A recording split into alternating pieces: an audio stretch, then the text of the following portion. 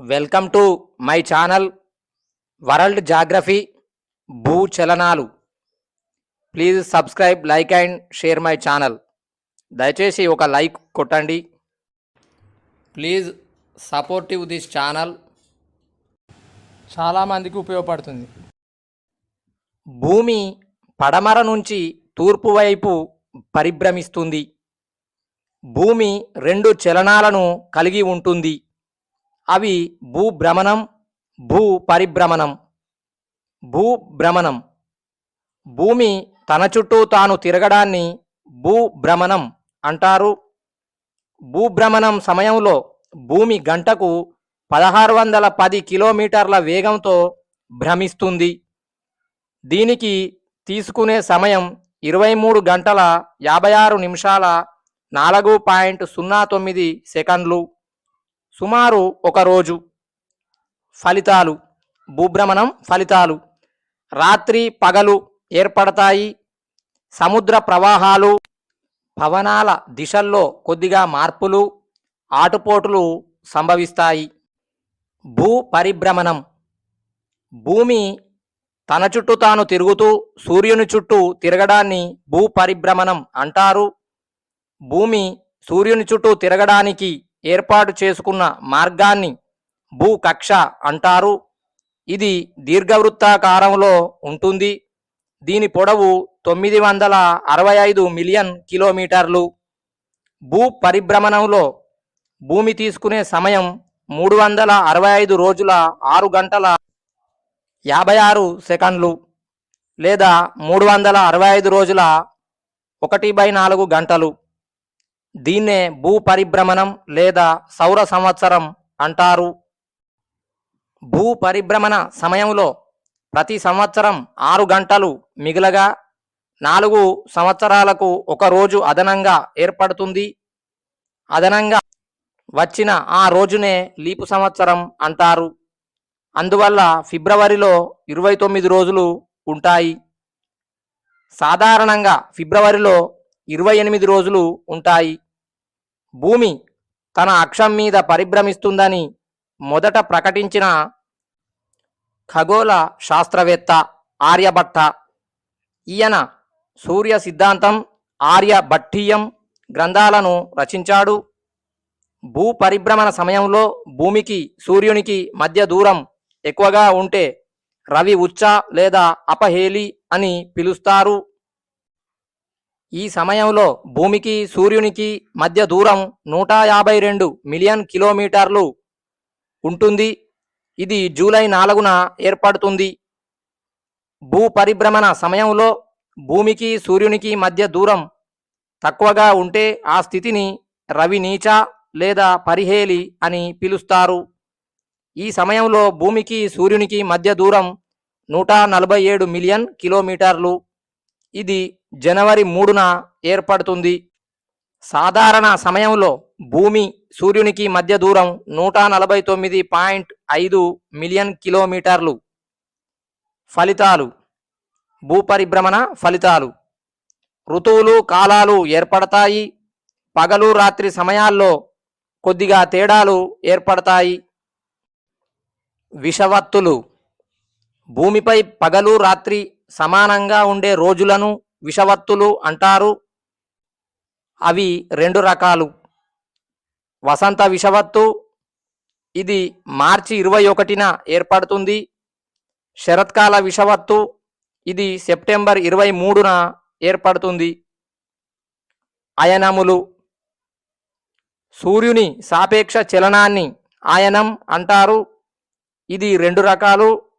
ఒకటి ఉత్తరాయణం, ఇది డిసెంబర్ 22న ప్రారంభమై జూన్ 21న ముగుస్తుంది. 2 దక్షిణాయనం, ఇది జూన్ 21న మొదలై డిసెంబర్ 22న ముగుస్తుంది. సూర్యుడు ఉత్తరార్ధగోళంలో మార్చి 21న ఉదయించగా సెప్టెంబర్ 23న అస్తమిస్తాడు. సూర్యుడు దక్షిణార్ధగోళంలో సెప్టెంబర్ 23న ఉదయించగా మార్చి 21న అస్తమిస్తాడు. అయనాంతాలు: కర్కట రేఖ, మకర రేఖ మీద సూర్యుని కిరణాలు లంబంగా పడటాన్ని అయనాంతాలు అంటారు. ఇవి రెండు రకాలు. ఒకటి వేసవి అయనాంతం, కర్కట రేఖపై సూర్యకిరణాలు లంబంగా పడటాన్ని వేసవి అయనాంతం అంటారు. రెండు శీతాకాల అయనాంతం, మకర రేఖపై సూర్యకిరణాలు లంబంగా పడటాన్ని శీతాకాల అయనాంతం అంటారు. ఇది డిసెంబర్ 22న ఏర్పడుతుంది. గ్రహణాలు. సూర్యుని చుట్టూ గ్రహాలు, గ్రహాల చుట్టూ ఉపగ్రహాలు భ్రమిస్తాయి. గ్రహణాల గురించి మొదట తెలియజేసిన శాస్త్రవేత్త ఆర్యభట్ట. గ్రహణాలు రెండు రకాలు: సూర్యగ్రహణం, చంద్రగ్రహణం. చంద్రగ్రహణం ఇది పౌర్ణమి రోజున సంభవిస్తుంది. అంతరిక్షంలో సూర్యుడు, భూమి, చంద్రుడు ఒకే రేఖ మీద ఉన్నప్పుడు చంద్రగ్రహణం ఏర్పడుతుంది. అంటే సూర్యుడు అడ్డుగా వచ్చినప్పుడు భూమి తన నీడను తన వెనుక ఉంచుతుంది. దీన్నే ప్రచ్ఛాయ అంటారు. ఈ ప్రచ్ఛాయలోకి చంద్రుడు రావడం వల్ల మనకు చంద్రుడు కనిపించడు. సూర్యగ్రహణం ఇది అమావాస్య రోజున ఏర్పడుతుంది. అంతరిక్షంలో సూర్యుడు, చంద్రుడు, భూమి ఒకే రేఖ మీద ఉన్నప్పుడు సూర్యగ్రహణం ఏర్పడుతుంది.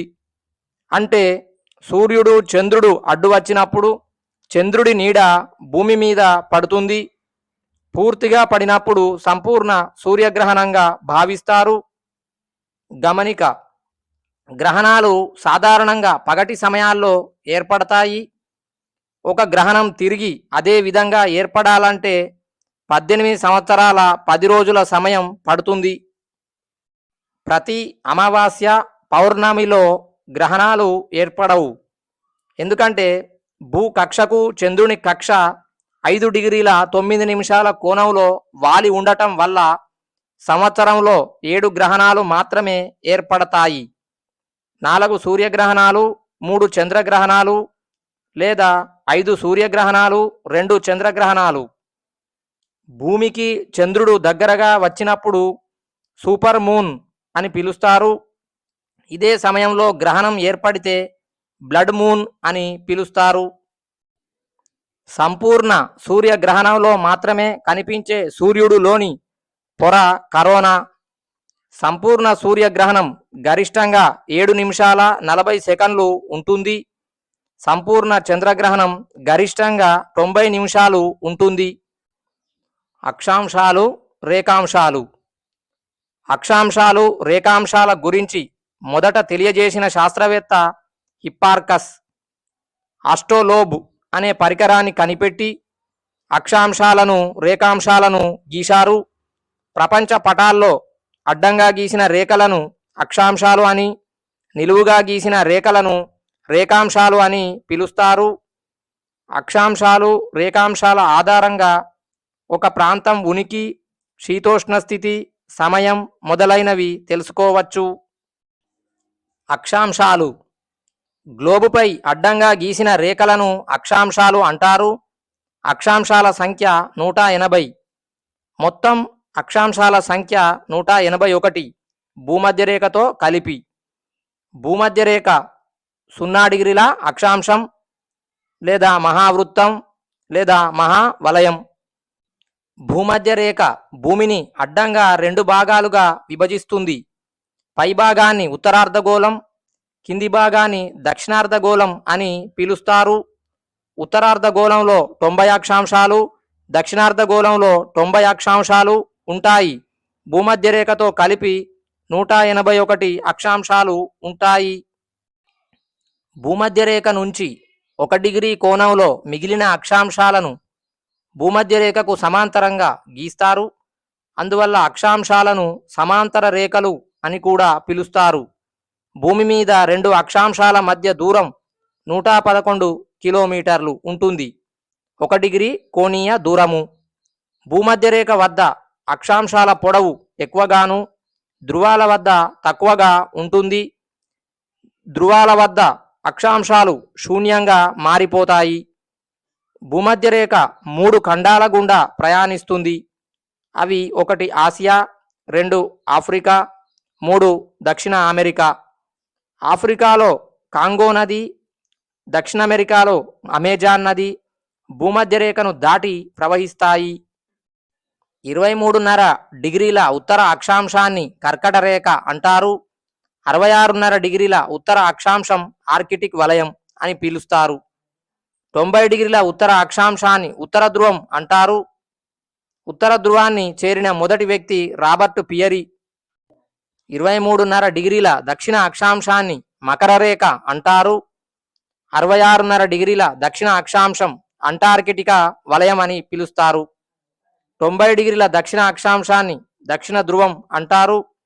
అముండ్స్ సేన్ దక్షిణ ధ్రువాన్ని చేరిన మొదటి వ్యక్తిగా నిలిచాడు. భూమి మీద నిలువుగా గీసిన రేఖలను రేఖాంశాలు అని పిలుస్తారు. వీటి మొత్తం సంఖ్య 360. మొదటిసారి భూమిని 360 డిగ్రీలుగా విభజించిన తొలి శాస్త్రవేత్త హిప్పార్కస్. రేఖాంశాలను ఉపయోగించి ప్రధానంగా కాలాన్ని తెలుసుకోవచ్చు. భూమి తన చుట్టూ తాను తిరిగేటప్పుడు ఒక రేఖాంశం మీద మధ్యాహ్న సమయంలో సూర్యకిరణాలు లంబంగా పడినప్పుడు ఆ రేఖాంశం మీద ఉన్న అన్ని ప్రాంతాల్లో కూడా మధ్యాహ్నం అవుతుంది. అందువల్ల రేఖాంశాలను మధ్యాహ్న రేఖలు అని కూడా పిలుస్తారు. 0 డిగ్రీల రేఖాంశం ప్రధాన రేఖాంశం లేదా గ్రీనిచ్ రేఖాంశం లేదా అంతర్జాతీయ కాల ప్రామాణిక రేఖ. ఈ రేఖ భూమిని నిలువుగా 2 భాగాలుగా వేరు చేస్తుంది. పడమర వైపు ఉన్న భాగాన్ని పశ్చిమార్ధగోళమని, తూర్పు వైపు ఉన్న భాగాన్ని పూర్వార్ధగోళమని పిలుస్తారు. 0 డిగ్రీల రేఖాంశం నుంచి 1 డిగ్రీ కోణంలో మిగిలిన రేఖాంశాలను గీస్తారు. భూమధ్య రేఖ వద్ద 2 రేఖాంశాల మధ్య దూరం 111 కిలోమీటర్లు.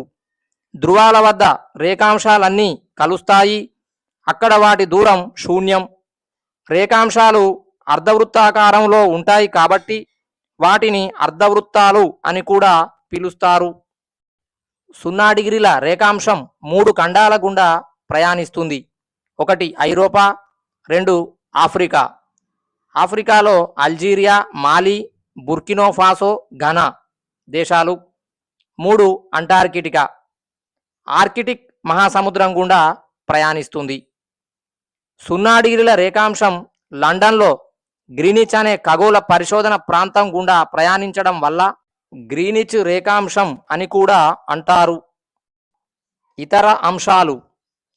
అక్షాంశాల ద్వారా ఒక ప్రాంత శీతోష్ణ స్థితిని తెలుసుకోవచ్చు. అక్షాంశాలు రేఖాంశాలు కలిసే చోటును గ్రిడ్ అంటారు. ఒక ప్రాంతం ఉనికిని గ్రిడ్ సహాయంతో తెలుసుకోవచ్చు. గ్రిడ్ చతుష్కోణ ఆకారంలో ఉంటుంది. 180 డిగ్రీల రేఖాంశాన్ని అంతర్జాతీయ దినరేఖ అంటారు.